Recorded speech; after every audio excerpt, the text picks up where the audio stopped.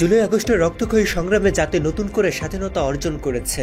এই ঐতিহাসিক বিজয়ে ছাত্র জনতা থেকে শুরু করে সকল পেশাজীবীর ছিল অসাধারণ ভূমিকা। তাদের অসীম সাহস, ত্যাগ ও ঐক্যের ফলেই এসেছে এই বিজয়।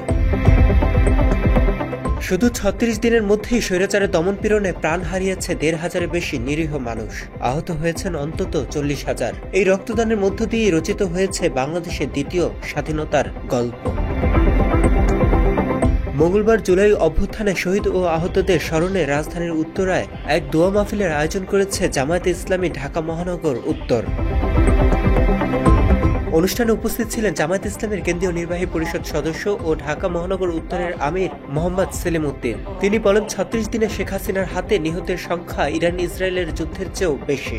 কয়েকদিন আগে যুদ্ধ হয়ে গেল ইরান ইসরায়েল, আবার ইন্ডিয়া পাকিস্তান। দুই যুদ্ধে ৪ দেশের মধ্যে এত লোক আহত হয় নাই, এত লোক মারা যায় নাই। মাত্র ৩৬ দিনের আন্দোলনে অবৈধ সরকারের সাথে বাংলাদেশের বৈধ নাগরিকদের যুদ্ধে যে পরিমাণ লোক মারা গিয়েছে। যে দেশের অবৈধ সরকাররা এইভাবে আধিপত্যবাদীদের সহযোগিতায় জাতির বিরুদ্ধে দাঁড়াবে, তাদের বিরুদ্ধে কোটি কোটি বনি আদম আবারও একবদ্ধ হয়ে যাবে। মাত্র ৩০% টাকায় জমির মালিক হয়ে নতুন বাংলাদেশের গড়ে তোলার স্বপ্ন দেখা বাংলা বসতি। এ সময় শহীদ ও আহত পরিবারের কল্যাণে একটি হাসপাতাল নির্মাণের দাবি জানান এই জামায়াত নেতা। তিনি আরো বলেন, চলমান পরিস্থিতিতে ইউনূস সরকার ব্যর্থ হলে ব্যর্থ হবে রাষ্ট্র।